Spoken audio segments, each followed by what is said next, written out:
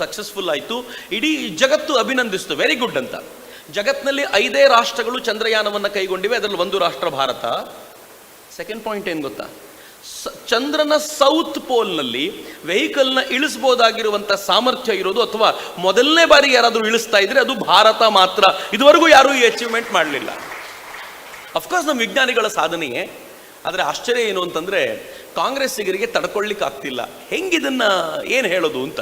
ಅದಕ್ಕೆ ಅವ್ರು ಹೇಳಿದರು, ಇದು ತುಂಬ ಜನ ಕಾಂಗ್ರೆಸ್ನವ್ರು ಟ್ವೀಟ್ ಮಾಡಿದ್ದಾರೆ, ಈ ಇಸ್ರೋನ ಕಟ್ಟಿದ್ದು ನೆಹರು ಆಗಿರೋದ್ರಿಂದ ಇದರ ಎಲ್ಲ ಕ್ರೆಡಿಟ್ ನೆಹರುಗೆ ಹೋಗಬೇಕು ಅಂತ.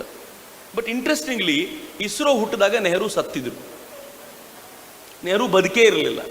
ನೆಹರು ತೀರ್ಕೊಂಡಿದ್ದು ಪ್ರಾಬಬ್ಲಿ 5-6 ವರ್ಷಗಳಾದರೂ ಆಗಿದ್ದಿರ್ಬೋದು. ಅದಕ್ಕೆ ಕಾಂಗ್ರೆಸ್ಸಿನ ಒಬ್ಬ ಲೀಡರು ಒಂದು ಟ್ವೀಟ್ ಮಾಡಿದರು, ಭಾಳ ಚೆನ್ನಾಗಿದೆ ಟ್ವೀಟ್, ನೀವು ಕೇಳಬೇಕಾಗಿರುವಂಥದ್ದು. ಟ್ವೀಟ್ ಏನು ಅಂತಂದರೆ, ನೆಹರು ಕನಸು ಕಟ್ಟಿದ್ರು, ಇಂದಿರಾ ಗಾಂಧಿ ಅದನ್ನು ನರ್ಚರ್ ಮಾಡಿದರು, ರಾಜೀವ್ ಗಾಂಧಿಯ ಒಟ್ಟಾರೆ ಆಲೋಚನೆಗಳು ಇವತ್ತು ನಭಕ್ಕೆ ಏರಿದೆ ಅಂತ. ಶಬಾಷ್, ಏನು ಅದ್ಭುತವಾದ ಟ್ವೀಟೇ ಚೆನ್ನಾಗಿದೆ. ನಾನು ಆ ಟ್ವೀಟಿಗೆ ಒಂದು ರಿಯಾಕ್ಟ್ ಮಾಡಿ ಅವರಿಗೆ ಹೇಳಿದೆ, ಒಂದು ಕೆಲಸ ಮಾಡಿ, ನೀವು ತಪ್ಪಿದ್ರಿ, ರಾಹುಲ್ ಗಾಂಧಿ ಪ್ರತಿನಿತ್ಯ ಮೋದಿಯ ವಿರುದ್ಧ ಮಾತನಾಡೋದ್ರಿಂದ ಮೋದಿ ಅನಿವಾರ್ಯತೆಗೆ ಸಿಲುಕಿ ಈ ಕೆಲಸ ಮಾಡಬೇಕಾಗಿ ಬಂತು ಅಂತ ಸೇರಿಸಿ ಅವನಿಗೂ ಸ್ವಲ್ಪ ಕ್ರೆಡಿಟ್ ಕೊಡಿ ಅಂತ.